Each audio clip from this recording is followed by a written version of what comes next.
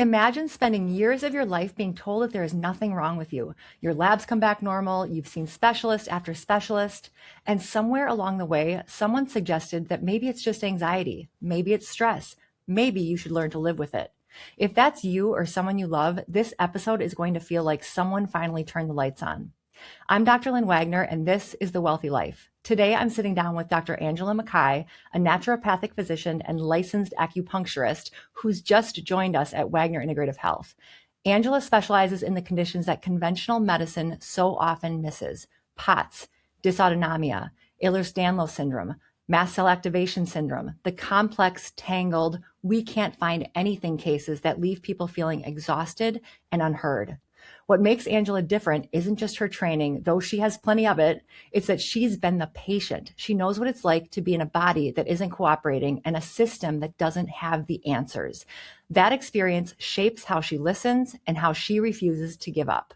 We're going to talk about why these conditions travel together, why they go undiagnosed for so long, and what actually helps people get their lives back.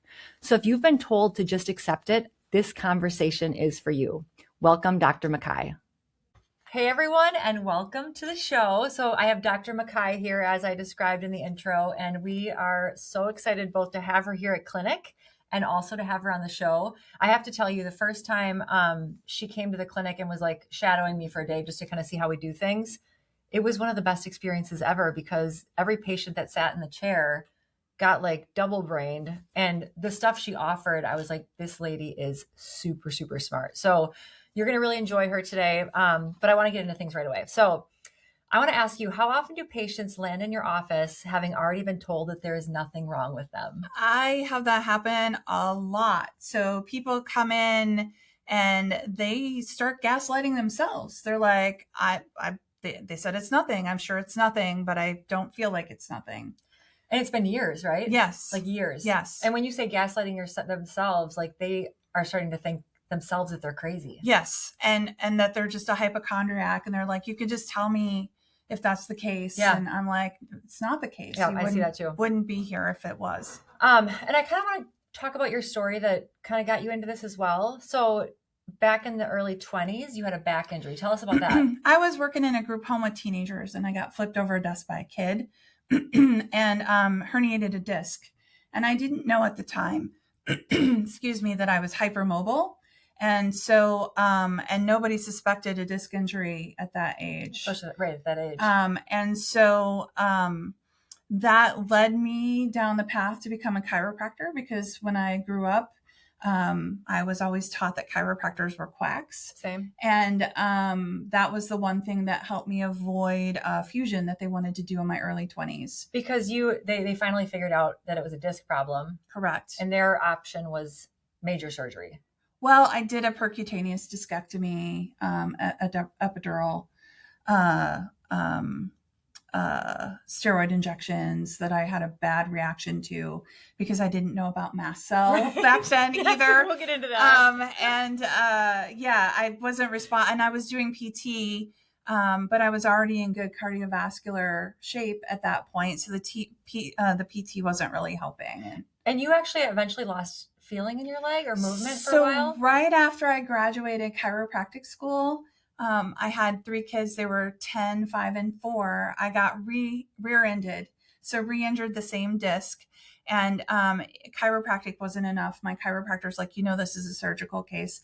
I had foot drop, and I had a surgery that was a failed surgery with a surgeon who was nearing the end of his tenure as a surgeon. And I ended up paralyzed on both sides, but mostly on the right. And I had no ability to use my right leg at all and limited ability to use the left. And I saw several doctors. One said, you just have to accept this is how it is now. And I said, I just spent all this time and money on a degree, and I've got 3 kids to support and chase after, and that doesn't work for me. So I was really lucky in that I was able to find another surgeon who was able to clean up all the scar tissue and finally do a fusion there that was successful. So at the right place and time, a fusion's a good thing. And I had a wonderful physical therapist who helped me with nerve flossing, and acupuncture helped immensely. I had electrostim acupuncture that was really not pleasant at the time, but helped me be able to walk again. And I changed my nutrition. I ate an avocado every day, took a lot of methylated B vitamins, made sure I had all the essential fats I needed to regrow myelin and rebuild nerve, and a lot of alpha lipoic acid. So when at this point, is this the point that you decided to do the acupuncture training? I had decided it then. I had enrolled in naturopathic school right out of chiropractic school. So I was starting a practice and going to naturopathic school at the same time. And then I finished that, took a 3-year hiatus and just worked and hung out with my family. And then I went to started another practice and went to acupuncture school. At the time, I had 5 teenagers at home, so but not recommended. No, I would say high achiever hashtag. So going through all this though, so you're doing your training, you have the life experience. How did that kind of shape the doctor you became today, or even in the last 10 years? Well, it's one thing to know things theoretically or in school, or to be able to recognize a pattern, which I was always good at. Mm-hmm. And I think I was always compassionate. So if I'd have anything to say to the universe, like I get it, I have enough life experience, I don't need any more traumatic events. But, it's one thing to understand what that looks like from a clinical perspective, but like understanding what it takes to like make food for yourself, to be able to go to the bathroom or take care of yourself, like take a shower on your own or dress yourself.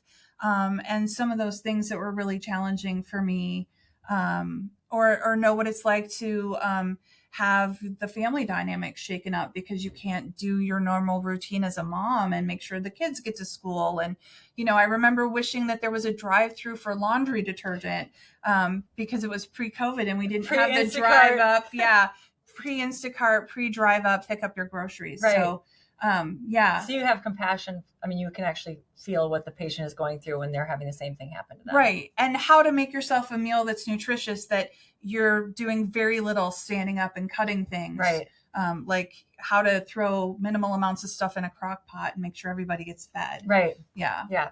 And that I would say the combination you have of naturopathic medicine, chiropractic medicine, and acupuncture is very unusual. I don't know how many people really have that. How does that let you look at things differently? I mean, I know you offer acupuncture here. Mm-hmm. So, and we're not really doing adjustments here, but I'm sure that's running in the back of your mm-hmm. mind, and you can at least refer them out for that if they need it. Correct. So, I recommend Chinese herbs here too. Not all the time, but if there's a strong traditional Chinese medicine pattern, I will recommend herbs for that. Sometimes I mix and match Western and Chinese herbs. So you're like truly integrative. When you think about it, you know, I always talk about integrative medicine, and you're like very integrative. I try to look at the person as an individual and think about what's most impressive for what's going on for them and what is the best tool for their particular situation. So Western medicine and Chinese medicine can have completely different paradigms, but they're complementary, and sometimes one works better than the other, and it's just another tool in the toolbox to help people out. Right. Yeah. I want to dig into the actual things we're going to talk about in terms of medical conditions. I want to start with POTS because I think that one is fascinating and very confusing at the same time. Tell people what POTS is in kind of lay terms. So POTS stands for postural orthostatic tachycardia syndrome. It's a form of dysautonomia. There are other types of dysautonomia, and there's a lot of overlap. So dysautonomia just means that your autonomic nervous system is not functioning properly. And tell people what the autonomic nervous system is. It's usually mediated by the vagus nerve, and it tells your body to do all the things you don't have to think about. So breathing, digestion, making Heart hormones, beating. heart beating, Right. all that stuff that you just happens that you don't have to consciously remind yourself to do. So when we say dysautonomia, it means that part of your nervous system basically isn't working well. Correct. So compared to the somatic nervous system, which is you think of something to do and you do it, that's intentional. The autonomic nervous system is just kind of running without you thinking about it. I always think of it as the automatic nervous system. Love that. Yeah. That's perfect. And so dysautonomia, I guess we'll focus mostly on POTS. So what about Ehlers-Danlos syndrome, or EDS? People have heard of called EDS. It's all over TikTok, at least if you have my algorithm. So that's a hypermobility issue where the connective tissue is genetically coded to be different. And so it can there are 13 different kinds of EDS, but I think mostly what we're talking about here is the hypermobile type, which doesn't have a clean genetic marker as of right now. There are a couple of suspects, but there's not clear genetic testing for it. It's really hard to diagnose. It's really hard to diagnose. And so there's criteria that are out now. They're old. They're being updated this year. Everybody's anxiously awaiting the new criteria. But it has to do with hypermobility. It's a big driver for chronic pain. Because basically your joints just move more than they should, and which leads to damage or injury, correct? Correct. And the body's going to lay down a lot of extra osteoarthritis or bone spurs to try to check that mobility. And so when you see family pictures where everybody's got joint replacements or severe arthritis, then you start to wonder if maybe that was the underlying cause. Right. Yeah. Yeah. It's definitely becoming more known about, I would say, than it was when I was in training, or even 10 years ago. And then lastly, just touch on MCAS, or mast cell activation syndrome. So mast cells are a form of white blood cell. They're in every tissue in the body. They hold a whole bunch of different chemical mediators, over 1,200 chemicals. The one we talk about the most is histamine, because that's the one everybody knows. But they're in a higher concentration in any part of your body that meets the outside world. So nasal and airway passages, the skin, and the gut lining. They're also highly concentrated in connective tissue. So if there is connective tissue damage, or you have a little micro tear because you're hypermobile, it's going to release histamine. And histamine is not necessarily a bad guy. In inflammation, you need histamine to make blood vessels leaky and to signal to repair cells to come here and clean up this mess and take care of any invaders that got through the barrier. And so that's great if you have a cut or something, but if it's going all the time, then it can lead to tissue breakdown. And many symptoms. Any organ system. It can be gut symptoms. It could be skin symptoms, random hives. It can be congestion, brain fog, fatigue, dizziness, joint pain, all over the place. Yeah. So what I've seen, and you obviously have so much more experience in this than I do, but they seem to kind of cluster together. Mm-hmm. That's why I wanted to talk about POTS and EDS and MCAS together. Why is that? Or is that There's a lot of reasons for it. One of them I alluded to when I talked about mast cells being in a high concentration in connective tissue. Mm-hmm. And so there's that. There's a big correlation with neurodivergence. So ADHD and autism, but those aren't the only types of neurodivergence. There are other types too, OCD, all kinds of other labels. There definitely is, it's definitely a whole person thing. There's probably a genetic component to it. Certainly with the Ehlers-Danlos there is. And then there's, and all these things exist on a spectrum too, right? Some people, maybe the family's a little bit flexible, and then you got that one sibling who's just super hypermobile. Or some people have allergies, but they're not that bad. And then you've got this one person that reacts to everything.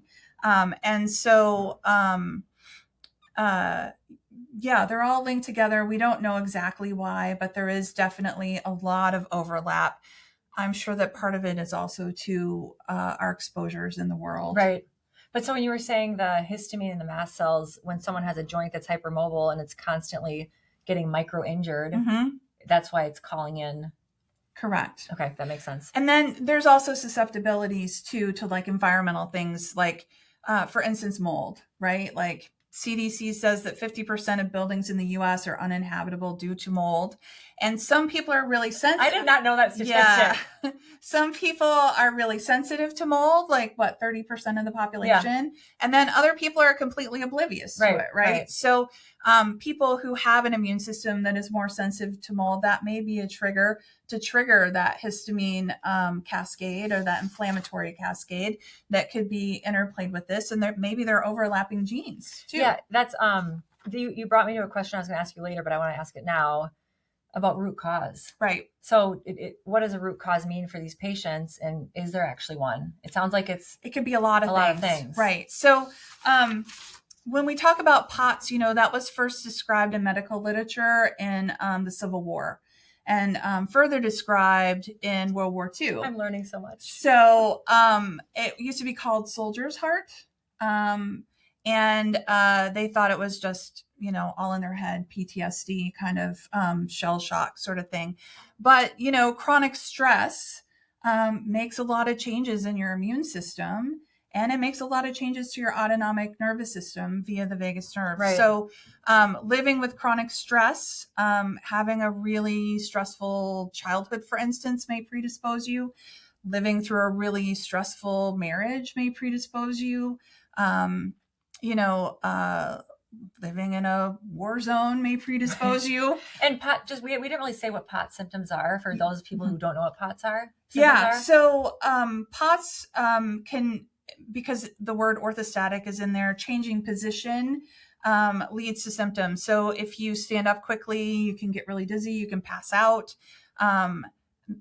The heart rate can go from a normal, like say 60 beats per minute at rest and then shoot up to like 150 just from standing up.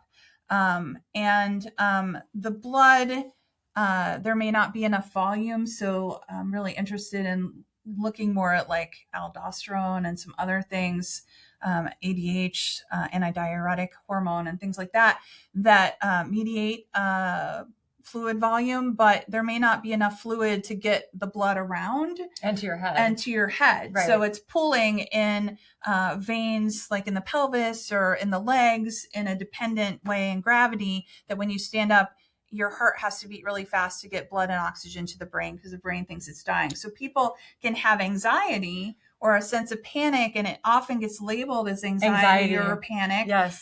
When of course your brain's going to freak out if it doesn't have any oxygen. Right. And it's going to try to assign something for that.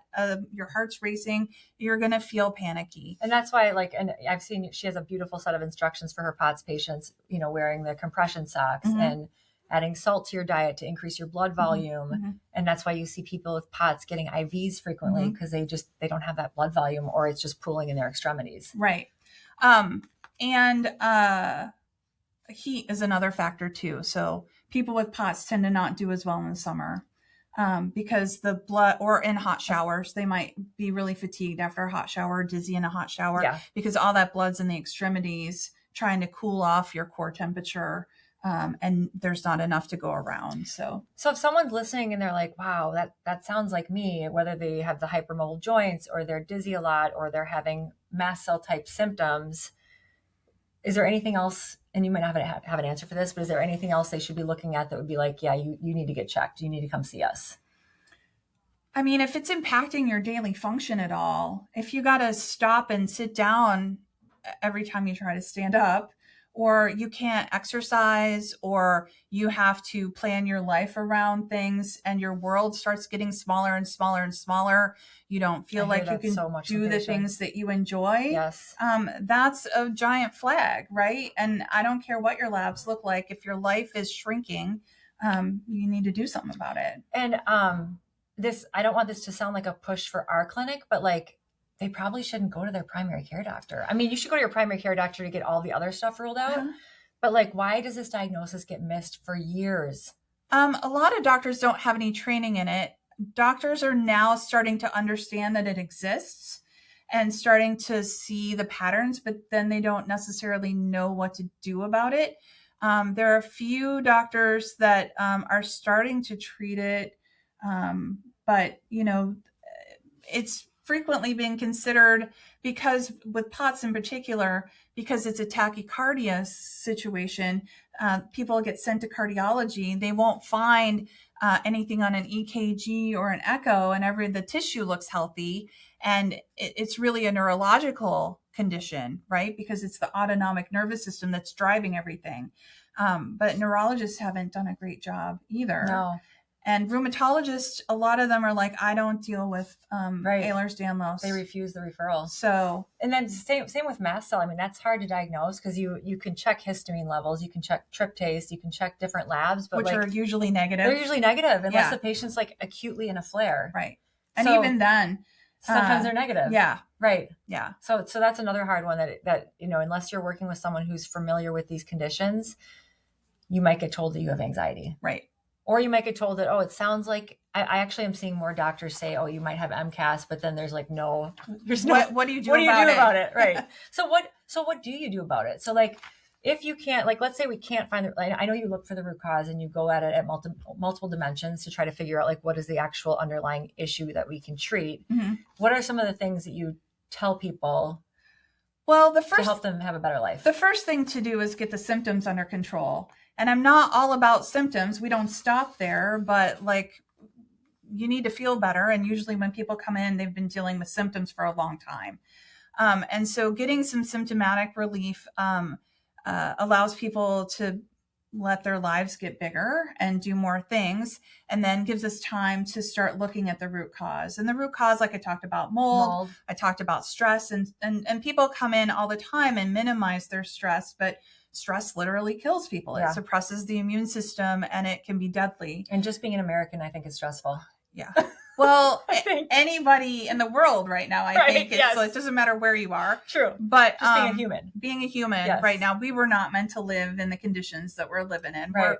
We're meant to be communal people. And a lot of people don't have that sense of community or connection to nature. We're all kind of displaced and isolated. But that's a whole other podcast. I just had a good idea. That gives us time to look for mold, to look for things like Lyme, to look for chronic viral illnesses like Epstein-Barr or other things that, or other immune deficiencies that may be driving it. Because if your primary immune system is not adequate, and maybe that got missed, and maybe you were a kid who was sick all the time with strep and ear infections and everything that came down the pike. If that's the case, the mast cells will step up and be more reactive to protect your innate inner immune system, like the IgG system, the IgM system, all that. It'll protect that, knowing that it's not sufficient enough to handle the load. So the mast cells will go up to the front line and start going crazy with any minor insult. Yeah. So what I heard you say, to dumb it down for me a little bit, is when you're seeing these patients for the first time, you do things that will just give them a little bit of energy back, a little bit of blood pressure back, a little bit of decrease in their pain so that they can start functioning. And then you can start digging into like, what are some potential root causes that actually flared this in the first place? Right. I want to go back to the gaslighting thing, because I recently had a patient and she sat down, and like within me talking to her for a minute, she's bawling because she's just like, I have been doctoring for 10 years and like pretty much like I feel like I'm a loser. And then when you start talking to her and she can tell that someone's actually listening to her and believing her, and not just thinking she was a little overweight, and she's like, everyone just tells me I'm fat. She's like, everyone just looks at me and says you're fat. Yeah. Like, what do you do how do you help that kind of patient to like really turn the corner? I think the biggest thing is validation, right? Like part of those tears are probably, oh my goodness, I'm being heard for the first time. Yeah. Which it shouldn't be that hard to get your needs met when you're having an issue. And it's challenging because these things are considered invisible illnesses, right? Like you're up, you're walking around, you look fine. One day, maybe you can do a lot of things. And then the next day, maybe you're paying the price for that and you can barely get out of bed. Right. And so, you not only get the gaslighting from medical doctors who run very basic labs because they are not running the labs that you need to diagnose these things. And they're like, everything looks fine. Well, you have to be pretty sick before something shows up on a CBC. Right. So you're getting it from the medical profession when you're going in for help. And then you're also getting it from friends or family or coworkers who are like, what's wrong with you? Right. Like, it's all in your head. And you're looking for attention because they don't experience what you experience in your body. But what you're experiencing is valid. Just there's not anybody externally validating that. It was really interesting too, because a lot of these patients do have some psychological stuff, like they have trauma, because like you were saying with the war veterans or the Civil War people, like trauma is stress. Stress hurts the body, weakens you, and makes you more susceptible to a genetic condition you might have, like Ehlers-Danlos, or a weakened immune system. Right. And then it just like compounds, but then this patient is getting labeled as a psych case when the stress and trauma actually just flared this actual physical condition. And I mean, I think who doesn't have trauma? Right. If you're around long enough, you're going to have trauma. Right. And so I think relegating people's symptoms just to trauma is like relegating people's symptoms just to their weight, right? That's really lazy doctoring. It is. Or like uninformed doctoring. Uninformed. Could be either. Could be either, for sure. You know, and you talked about like how trauma may predispose people. There are certain genetic pathways, like the COMT pathway, genetic mutation, where people are more predisposed to develop PTSD if they have that genetic difference than people who don't with the same stimulus. So the COMT gene just is really fascinating because it slows down your ability to break down norepinephrine. And so it's really fascinating because my patients who have that homozygous mutation almost always have underlying anxiety disorder or panic attacks, and they've tried so many medications or they try to get off of their medications and they just can't. And I'm like, hey, you genetically cannot get rid of these neurotransmitters that are making you anxious. So you might need to be on a med for life. Right. So it's super fascinating. And, you know, interesting thing there, Xanax is a mast cell stabilizer. Oh, so that's why they like it so much. And they're being told that they're addicted. Right. To a drug that makes them feel normal, probably. Right. That's insane. And MTHFR also overlaps with all these things quite a lot too. So, what's an example of advice you give to a patient after their first appointment where they actually go home and they feel better, like pretty quickly? Wake up and drink water immediately. Have it by your bedside. Do it before you even get up, like half a liter of water. Just, you know, don't make your stomach all sloshy, but drink it as quickly as you comfortably can. Compression socks, man. When I first did compression socks, it was like night and day.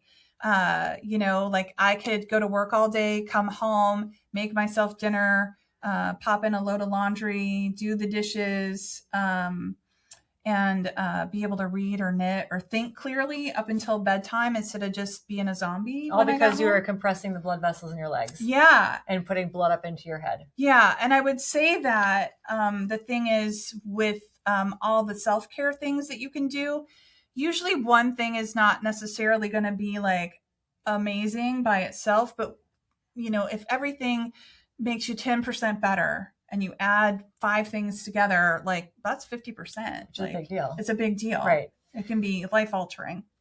So when you work with these patients, do you tell them it's something you can cure, or is it something you're just trying to stabilize to a high functioning level? I know Ehlers-Danlos you can't cure, but like for mast cell and POTS. I mean, I like to think anything can be reversible. Maybe that's wishful thinking. But I think, you know, let's get it to the lowest amount of treatment necessary. And maybe that's a cure. Maybe it flares up every once in a while under more extreme circumstances, but maybe you're living your life and doing your thing with minimal to no intervention most of the time. And I would think most of these people start these habits like the compression socks or the drinking before you get out of bed, and then it just becomes natural. Right. That they don't even think about it. Right. Like that's not super invasive. No, not at all. What does it look like when someone first comes into your office? Like what does your initial workup look like? So I take a really thorough history because I think you get any diagnosis, you get most of it from the history. And I think that also gives people a chance to tell their story and be heard. And it allows me to connect the dots in ways that maybe somebody else hasn't before. I do a physical exam. So I'll do a Beighton score, which I think is not really comprehensive for checking for hypermobility. It focuses more on the upper extremities, but it's what we have. That's the standard right now.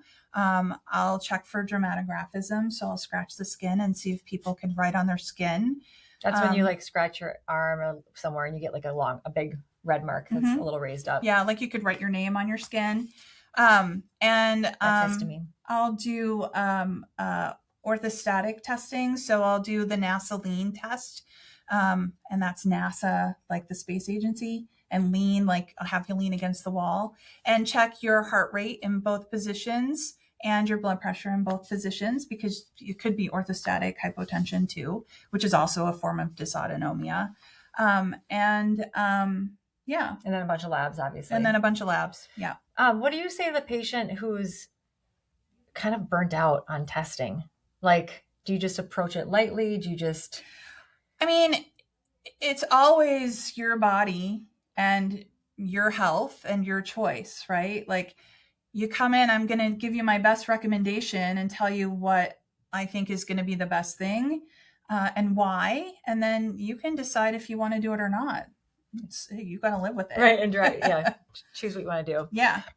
So who is the type of patient that should be reaching out to you? I mean, I know we kind of mentioned all the symptoms, but I assume it's someone that's listening to this and saying, oh my gosh, that all sounds familiar. You know, I love it. The younger people come in, the better.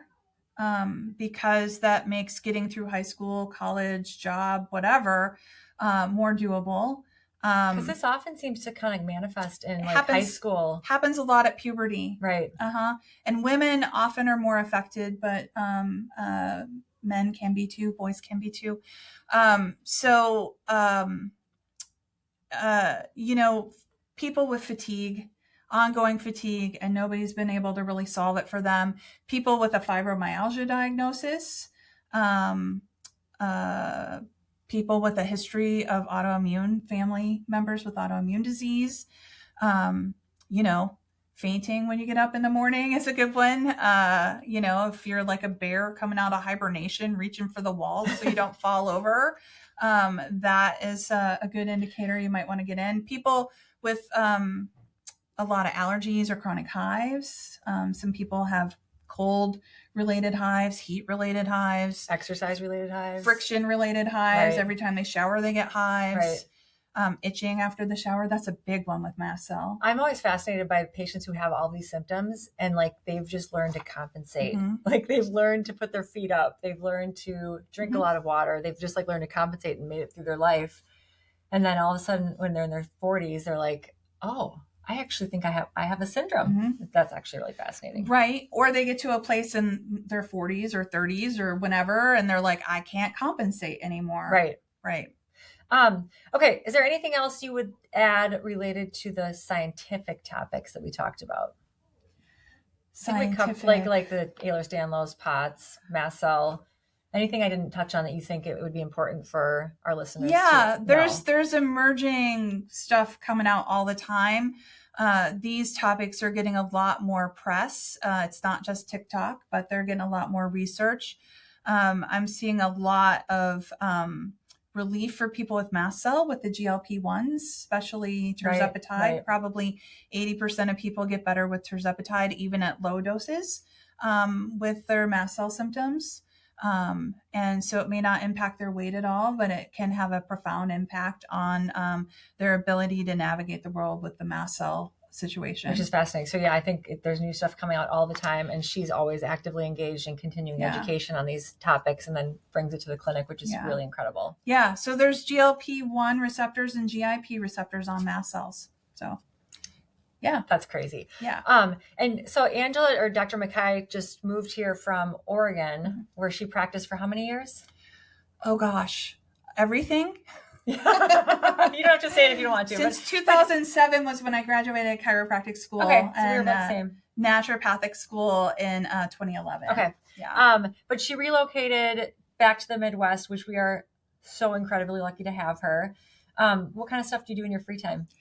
I love kayaking. I haven't done it yet. I'm super excited about it though. I just unpacked everything that I had in storage. So I have my kayak again and knitting. Those are my two big things. And hanging out with my dogs. And you have 2 big dogs. I have 2. Yeah. One's a puppy. She's 6 months old, but she's over 50 pounds.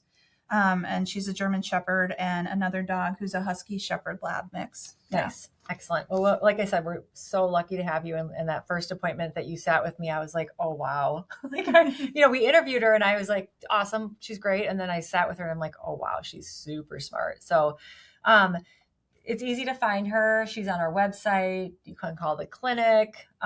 She's an amazing resource. And if anything we talked about today sounds familiar to you, she would be the one to go to. Like I actually had a patient recently where I'm like, you got to follow up with her because she's got more education on this than I do. So we're really lucky to have her. And thank you for taking time out of your day to do this. She's sandwiched in between a lot of patient work and training and things like that. So I really am grateful that she sat here for this time to record this episode. And like I said, reach out to the clinic if you have any questions. And thank you so much for being here. Yeah, thanks for having me.